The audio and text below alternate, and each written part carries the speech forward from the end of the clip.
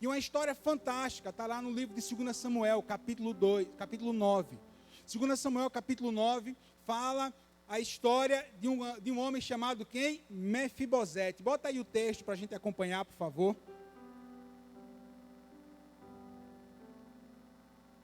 O texto diz assim: certa ocasião, perguntou Davi: resta alguém da família de Saul a quem eu possa mostrar lealdade por causa da minha amizade com Jonatas?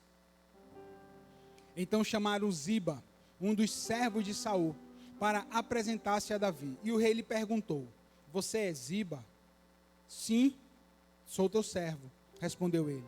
Perguntou-lhe Davi: resta ainda alguém da família de Saul a quem eu possa mostrar lealdade para com Deus? Está vendo aí, ó? Para que eu possa mostrar lealdade. Respondeu Ziba: ainda há um filho de Jonatas, aleijado dos pés. Onde ele está? Perguntou o rei. Ziba respondeu: na casa de Maquir, filho de Amiel, em Lodebar. Então o rei Davi mandou trazê-lo de Lodebar. Quando Mefibosete, filho de Jonatas e neto de Saul, compareceu diante de Davi, prostrou-se com o rosto em terra. Mefibosete perguntou Davi. Ele respondeu: sim, sou teu servo. Não tenha medo, disse-lhe Davi, pois é certo que eu tratarei com bondade por causa da minha amizade com Jonatas, seu pai. Vou devolver-lhe todas as terras que pertenciam a seu avô Saul, e você comerá sempre à minha mesa. Tem alguém para dizer amém por essa palavra até agora? Glória a Deus. Mefibosete prostrou-se e disse: quem é o teu servo para que te preocupes com um cão morto como eu? Então o rei convocou Ziba e disse-lhe: devolvi ao neto de Saul, seu senhor, tudo que pertencia a ele e à família dele. Você e seus filhos e seus servos serão servos dele. Olha aí, serão servos dele. Vocês cultivarão a terra para ele. Você trará a colheita para que haja provisões na casa do neto do seu senhor. Mas Mefibosete comerá sempre, onde? À minha mesa. Ziba tinha 15 filhos e 20 servos. Então Ziba disse ao rei: o teu servo fará tudo o que o rei meu senhor ordenou. Assim Mefibosete passou a comer na mesa de Davi, como se fosse um dos seus filhos. Mefibosete tinha um filho ainda jovem chamado Mica, e todos os que moravam na casa de Ziba tornaram servos de Mefibosete. Então Mefibosete, que era aleijado dos pés, foi morar em Jerusalém, pois passou a comer sempre à mesa do rei. Quem diz amém por isso? Olha aí, olha como Davi ele vai se expressar com bondade para quem? Para um dos netos de Saul. Para um dos netos de Saul, na verdade o único neto ali de Saul. Eu não sei se você conhece a história, mas Saul era rei de Israel e reinou durante 40 anos. E durante o reinado de Saul, Saul perseguiu Davi implacavelmente. Saul vai perseguir Davi implacavelmente. Saul, o meio doido, o meio lunático, que ficou endemoniado, que o Espírito Santo saiu do coração dele, ele sempre quis matar Davi. Davi teve duas oportunidades de tirar a vida de Saul, mas ele não fez. Por quê? Porque ele temia a Deus. Ele sabia que mesmo com a loucura de Saul, Deus o tinha chamado. Então Davi diz assim: eu não vou poder fazer nada contra Saul, não é certo. Mas a palavra de Deus nos ensina que quando Davi ainda é um garoto, que ele vai matar Golias, né? Logo depois daquela grande vitória, Davi vai conhecer Jonatas, o filho de Saul. E ali a Bíblia nos diz que houve uma grande amizade entre eles, uma grande amizade. A palavra de Deus vai nos dizer que o coração de Davi se entrelaçou com o coração de Saul, com o coração de Jonatas, e não tem nada a ver com relacionamento homossexual, pelo amor de Deus. Tem nada a ver. O que a palavra de Deus fala aqui de entrelaçou, sabe o que era? É que Davi e Jonatas eram generais de Saul e eles sangraram juntos em batalha. Então, soldados que lutaram juntos, existe um relacionamento diferente entre eles. Existe uma amizade, uma cumplicidade entre eles. Eu já ouvi vários depoimentos de soldados que lutaram guerras e batalhas juntos, e que eles não se viam há tantos anos, mas quando se encontram, sempre existe, sabe o quê? Sempre existe aquele entrelaçamento das pessoas. Por quê? Porque sangraram junto em batalhas. Esse é o verdadeiro sentido. Esse é o verdadeiro sentido. E Davi Passa o tempo, ele vai herdar o trono de Israel. E a palavra nos diz que quando Saul ele foi morto, no mesmo dia morreu Jônatan. E aí conta-se a história desse menino chamado Mefibosete.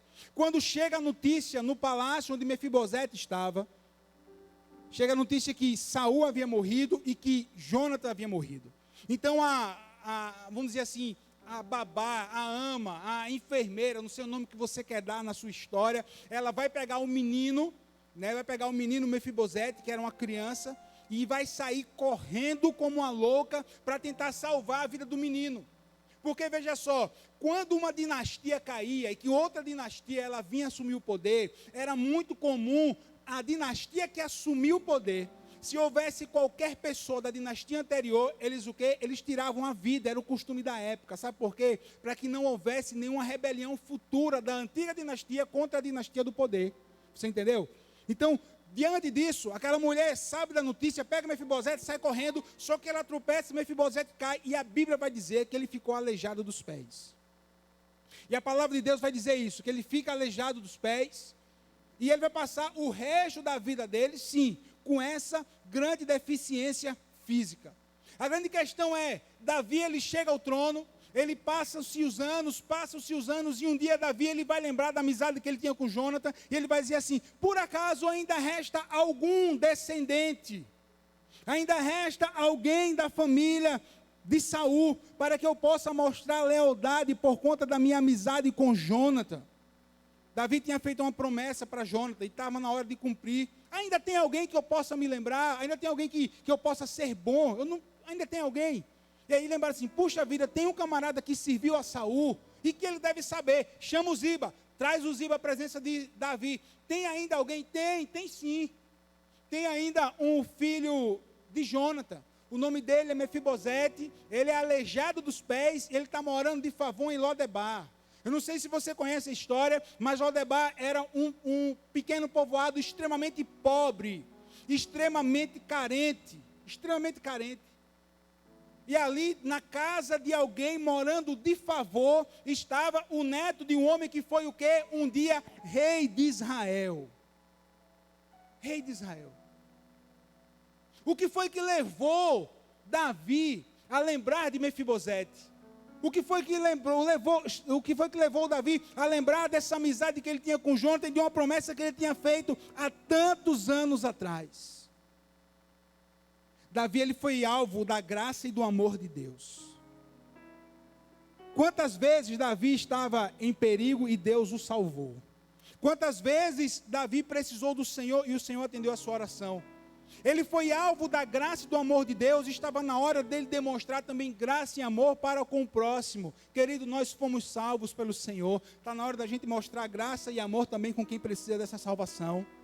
Chega de ser crente que fica sentado em banco de igreja, que espera só receber a palavra. Não, querido, está na hora de eu e você continuarmos a fazer com que o reino de Deus ele venha crescer, levando a palavra, trazendo vida aos que precisam de vida. Será que tem alguém ainda que eu possa agir com bondade em relação à minha amizade com Jônatan? Tem o Mefibosete. E Davi vai mandar chamá-lo. E aí começam algumas lições que o texto traz, que eu quero trazer para pessoas que precisam ouvir essa palavra de restauração. Eu não sei se você está aqui presente, não sei se você está no online, mas essa palavra de restauração fala de uma nova vida, que Deus vai trazer a Mefibosete através de Davi, como Deus ele quer trazer uma nova vida para você através de Cristo Jesus. Sabe o que eu aprendo? Eu aprendo que o nosso Deus, ele é o Deus de segunda chance, e ele nos dá a primeira lição. Bota a primeira lição, filha, por favor.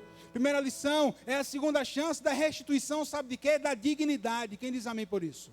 Restituição da dignidade. Como assim, pastor? Sim, o aleijado Mefibosete, ele era marginalizado, era um vestígio da dinastia anterior.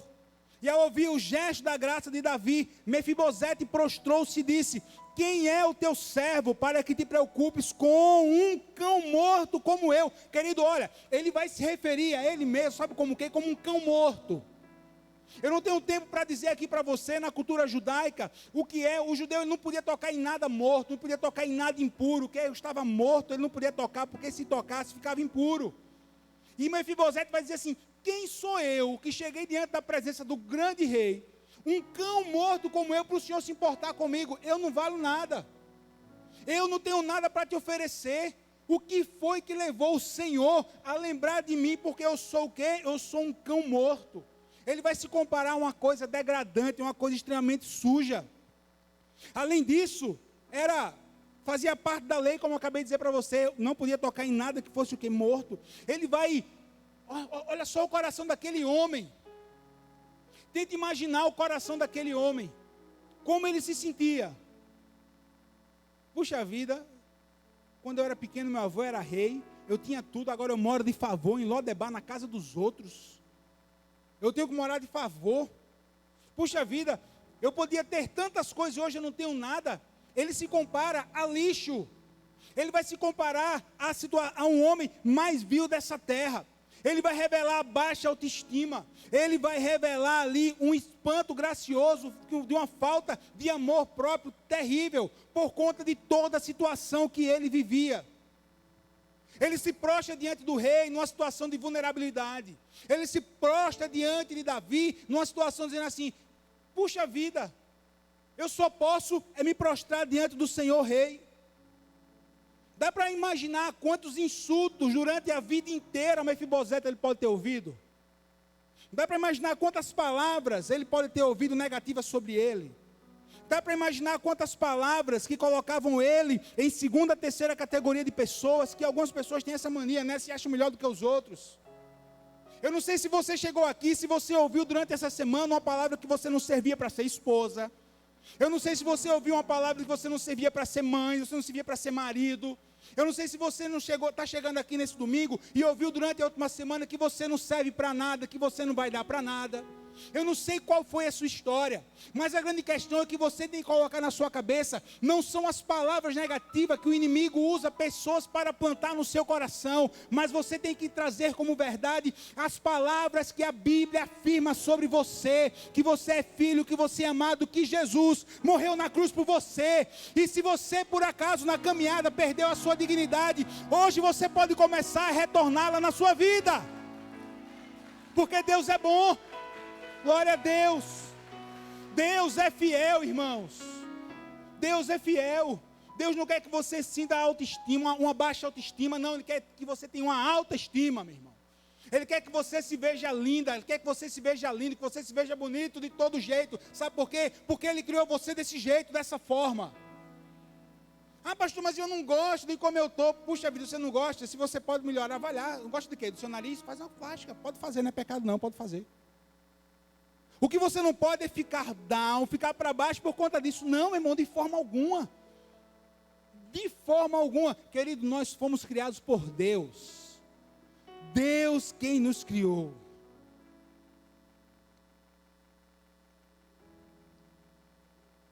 Quem sou eu, disse Mefibosete, para que o Senhor vinha se importar como um cão morto? Quem sou eu? Olha aí. Aleijado, marginalizado. Imagine quantos xingamentos ou quantas brincadeiras de mau gosto Mefibosete ouviu. Eu coloquei aqui, aleijado, marginalizado, cão morto, um homem em vergonha. Mas sabe o que é a verdade que o texto nos diz? Ziba vai dizer que ele era aleijado, ele vai se colocar como cão morto, mas Davi nunca chamou ele nem de aleijado, nem de cão morto. Sabe como é que Davi vai chamar ele? Sabe como é que Davi? Onde está esse filho? Davi vai assumir um lugar de paternidade, vai assumir o papel de paternidade de Jonathan ali na vida, sabe de quem? De Mefibosete. Querido, você tem um pai, e esse pai chama-se Deus, esse Deus ele é perfeito, e esse Deus te ama, independente do que o mundo disse, o que vale são as palavras de Jesus. Guarde isso em nome do Senhor, guarde isso na sua vida. O que vale são as palavras de Jesus. O que vale é o que a Bíblia afirma a meu respeito. Aleluia, aleluia. Dá para imaginar qual foi a última vez que Mefibosete ouviu a palavra filho? Dá para imaginar? Eu acho que nem lembrava, porque ele era tão pequeno. Palavras marcam e palavras fazem toda a diferença na nossa vida. Eu vi o testemunho do pastor John Ezra, pastor experiente na Carolina do Norte. ele contava que os seus pais, ele tinha uma loja de sapato. E eles saíam, e o pai saía para vender, às vezes, sapato fora da loja, em algumas cidades do interior, ali da Carolina do Norte. E era próximo à década de 60. E ele sempre viajava, ou com alguém da família, ou com um funcionário que ele tinha de autoestima. O funcionário era o Willy, o nome do funcionário. E o pastor conta que nessa viagem, ele foi com o Willy. E o Willy, o pastor John Wesley, ele era um homem branco, dos olhos claros, cabelo liso. E o Willy era um afro-americano, era um negro, maior do que ele, muito forte. E ele disse que chegou num hotel, numa pequena cidade da Carolina do Norte, já no final de tarde, início de noite, e ele pediu um quarto, para que ele pudesse repousar, passar a noite, e dividir o quarto com o funcionário, normal. Quando o recepcionista viu que quem estava entrando com a bagagem, quem iria dividir o quarto, era o Willy, que era um negro, o recepcionista disse assim: o senhor pode dormir aqui, agora ele não pode dormir aqui porque ele é negro. Na mesma hora, o pastor Wesley disse que o pai agradeceu, entregou de volta a chave do quarto e disse assim: vamos dormir na van. E saíram os dois para dormir dentro da van, dentro do carro. E quando ele chegou dentro do carro, chegou para entrar no carro, o funcionário disse assim: senhor Wesley, o senhor pode dormir no hotel, não tem problema, eu estou acostumado com isso. O senhor pode dormir no carro, ou dormir no quarto, e eu durmo aqui no carro sem problema algum. E naquela hora, o senhor Wesley disse assim: Willy, jamais isso vai acontecer. Sabe por quê? Porque independente das nossas cores serem diferentes, nós somos da mesma família. Eu tenho você como um familiar meu. Então, onde eu durmo e um familiar não pode dormir, eu não posso dormir. E ali ele guardou aquela palavra, e passaram a noite, e os anos passaram, e o senhor Wesley faleceu. E aquela história ficou guardada até o dia do sepultamento do senhor Wesley. Porque no dia do sepultamento, quando foi dada a palavra para as pessoas, o Willy, o antigo funcionário, leal de muitos anos, chegou e disse assim, contou essa história. E disse assim: quando o senhor Wesley disse que eu era da família dele, eu nunca mais deixei com que nenhuma palavra negativa ao meu respeito me atingisse. Ele me considerou como família. A palavra que ele liberou sobre a minha vida me marcou para sempre. E a vida daquele homem, ele viveu bem, viveu tranquilo o resto da vida dele. Por que eu estou trazendo essa história? Porque é assim que a palavra de Deus, ela marca a minha e a sua vida. Marca para sempre. Você é amado, você é filho, você é filha, você é importante. Jesus morreu na cruz por você. Comemoramos no domingo passado, o domingo da ressurreição. O sangue de Jesus foi derramado na cruz, sobre a cruz, para salvar você, independente da sua cor, independente da sua raça, independente da sua religião, independente do que você pensa. Jesus é o caminho que leva a Deus. E Jesus é aquele que pode trazer a dignidade do Pai para a sua vida. Querido, em nome de Jesus, não saia daqui hoje esquecendo disso. O que vale são as palavras que Deus afirmou a meu respeito. O que vale são as palavras que Deus afirmou ao seu respeito. Louvado seja o nome do nosso Senhor. Aleluia, glórias ao nome do Senhor. A dignidade começava a ser restaurada na vida de Mefibosete. Eu entendo também que tem uma segunda lição. Sabe o que voltava a ser a segunda chance de uma restauração? Sabe de quê? Da aceitação. Aceitação. A vida de Mefibosete tinha sido só uma vida, sabe de quê? Rejeição. A vida de Mefibosete, até aquele momento, tinha sido uma vida de rejeição. Olha só. Quando um desastre veio, a morte no mesmo dia de Saul e Jonatas, né? Mefibosete, ele sofre, ele é derrubado no chão, ele fica ali paralítico dos 2 pés e começa a sofrer. Eu tenho certeza que aquela mulher que cuidava de Mefibosete, ela até tentou, acredito eu, o melhor tratamento para aquele menino na época. Mas por ela achar que Davi iria matá-lo, tirar a vida, a próxima dinastia, né? Ela ficou somente no superficial. Fica somente naquilo que estava ao alcance das suas mãos. Ela também tinha que escondê-lo. Mas Davi, num magnífico gesto de bondade, depois de anos e anos, estende a mão para aquele homem. E o vai, sabe o quê? A restituir a posição que ele merecia. A posição que ele merecia. É interessante que 2 Samuel, capítulo 9, versículo 7, olha o que é que vai dizer. Davi vai dizer assim: e você comerá sempre o que? A minha mesa. Sabe qual é o seu lugar? O seu lugar sempre é de comer na mesa do Pai. Na mesa do Pai, na mesa de Deus. Na mesa do Pai. Nobreza é uma atitude que não vem de berço, nasce no coração. Davi era um homem nobre. E vai dizer assim: rapaz, você passou tanto tempo longe, mas eu fiz uma promessa para o seu pai, e você vai comer sempre olha, comer sempre a mesa do rei, querido. Não queria dizer que café da manhã, almoço, jantar, ele estivesse ali sempre com Davi. Não, ele teria liberdade total ao rei de Israel. Sabe por quê? Porque filho tem liberdade diante do pai. Então você é filho, você tem liberdade diante de Deus. Você pode orar a Deus, querido, em nome de Jesus, vamos orar a Deus. Vamos orar a Deus para que Ele reverta a situação do seu casamento, para que Ele reverta a situação do seu trabalho, para que Ele reverta a situação do seu coração. Vamos orar a Deus. Você é filho, você é filha. Chegue diante de Deus, diante do Pai, e abra o seu coração. Queridos, olha, o nosso Senhor, Ele é Deus, olha, Ele é Deus exaltado, mas Ele é Abba, Ele é Pai. E sabe o que é que Ele deseja? Que a gente possa rasgar o nosso coração diante dEle. Para que a gente possa rasgar o nosso coração diante dEle e dizer assim: Pai, está acontecendo isso comigo, estou sentindo isso, aquilo outro. Pai, por favor, intercede, vem aqui e age em meu favor, aleluia. Eu convido você, quando você chegar em casa, você lê o capítulo 9 de 2 Samuel. E é interessante que 4 vezes nesse curto capítulo, a palavra de Deus vai falar que Mefibosete comeu a mesa de Davi. Olha os versículos, olha, comeu a mesa. Você sempre e você comerá sempre a minha mesa, o versículo 7. Mas Mefibosete comerá sempre a minha mesa, versículo 10. Assim Mefibosete passou a comer a mesa de Davi, como se fosse um de seus filhos. Mefibosete, que era aleijado dos pés, foi morar em Jerusalém, pois passou a comer sempre onde, irmãos? Na mesa do rei, aleluia. Não foi uma honra temporária, não foi para um dia ou foi para uma semana, não, para o resto da vida. Olha, quando a gente entrega a vida a Jesus, é para o fim, até o fim dos nossos dias, nós podemos chamar Deus de Pai. E depois que a gente chama Deus de Pai, que nós somos promovidos à nova Jerusalém Celestial, vamos passar a eternidade com Deus, com o nosso Abba, com o nosso Pai. Com o nosso Abba, com o nosso Pai, aleluia. Mefibosete sempre iria comer a mesa do rei. A bondade de Davi continua ao longo da vida de Mefibosete, aleluia.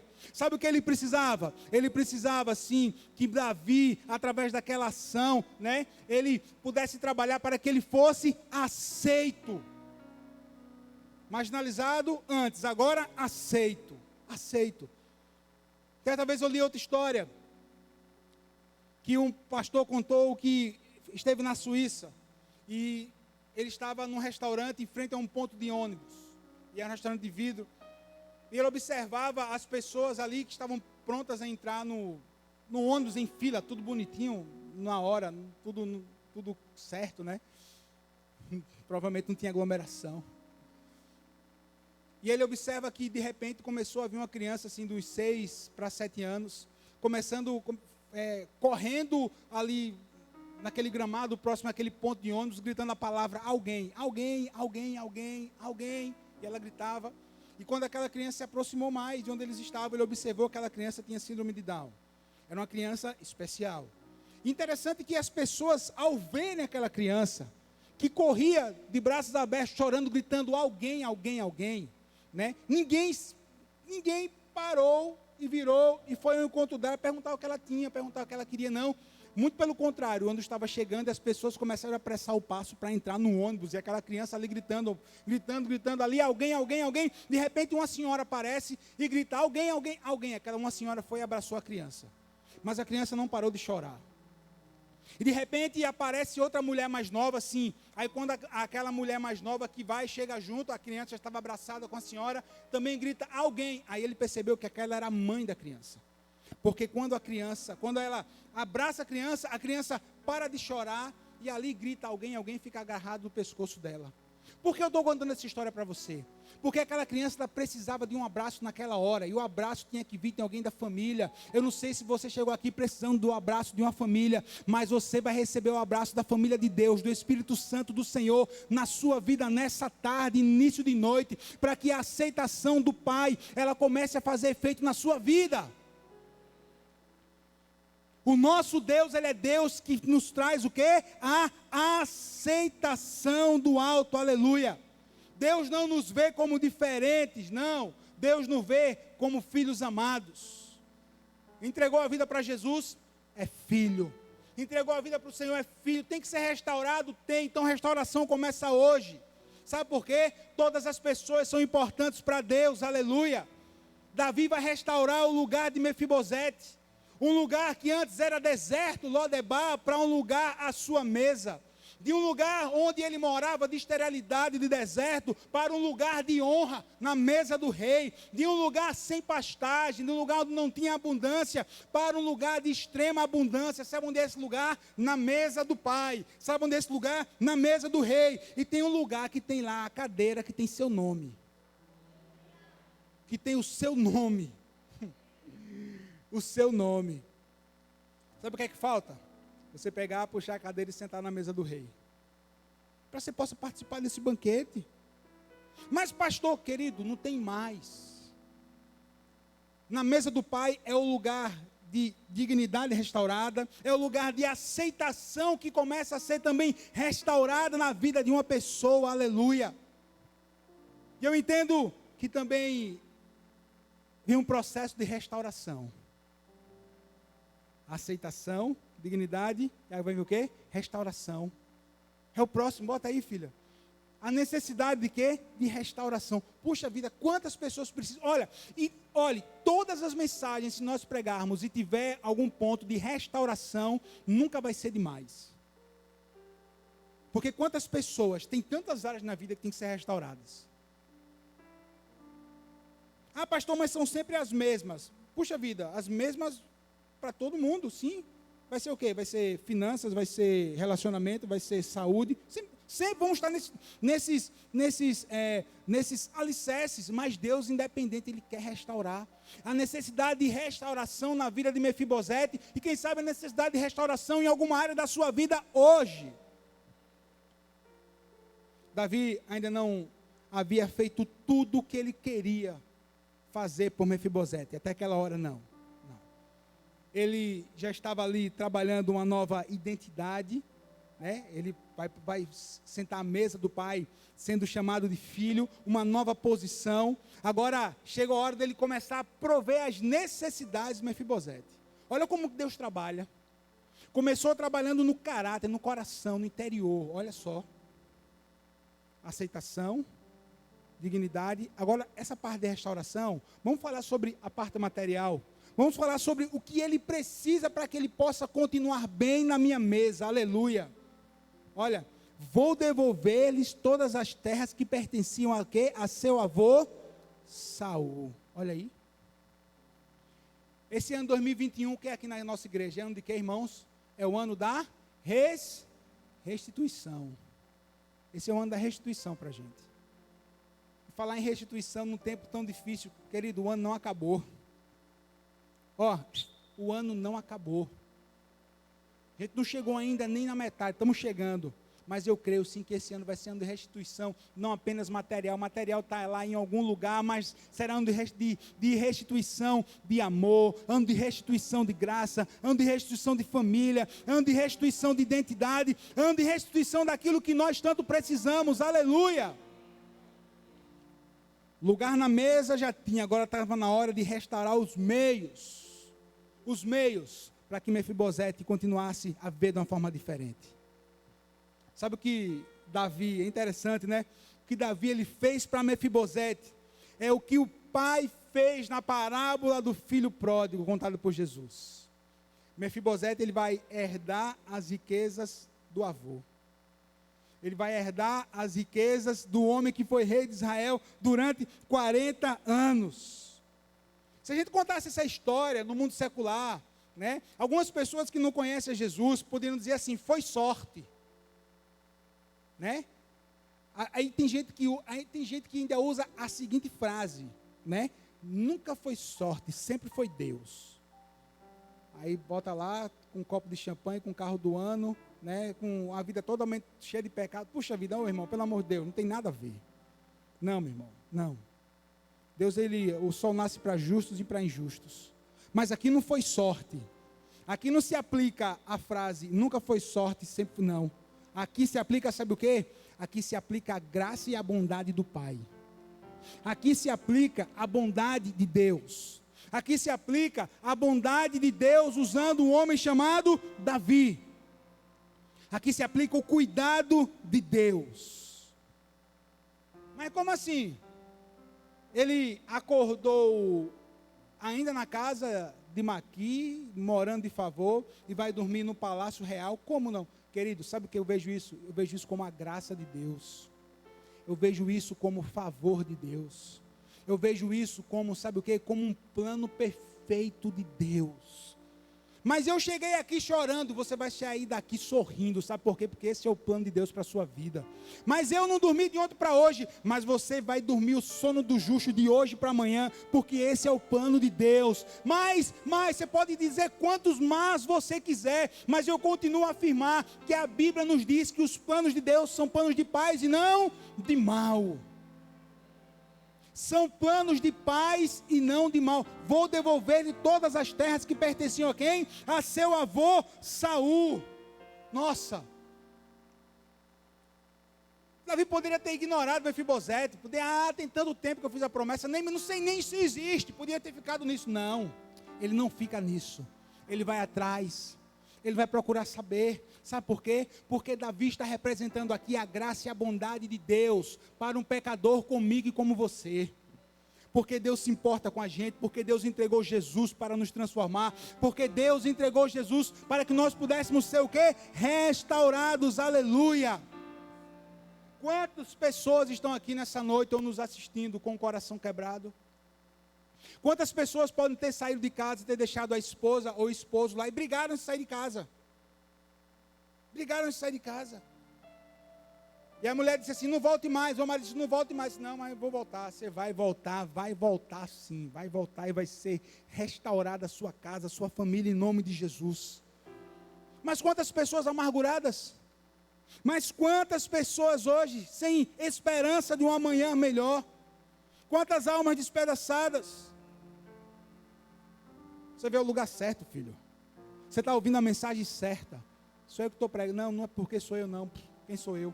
Estou trazendo a palavra da cruz, a palavra de restauração, a palavra de aceitação, a palavra de dignidade do Pai, uma palavra que muda a nossa vida. Sabe por quê? Porque um dia a minha história foi mudada. E quantos aqui tiveram a sua história mudada por essa palavra? Quantos aqui tiveram a sua história mudada por essa palavra?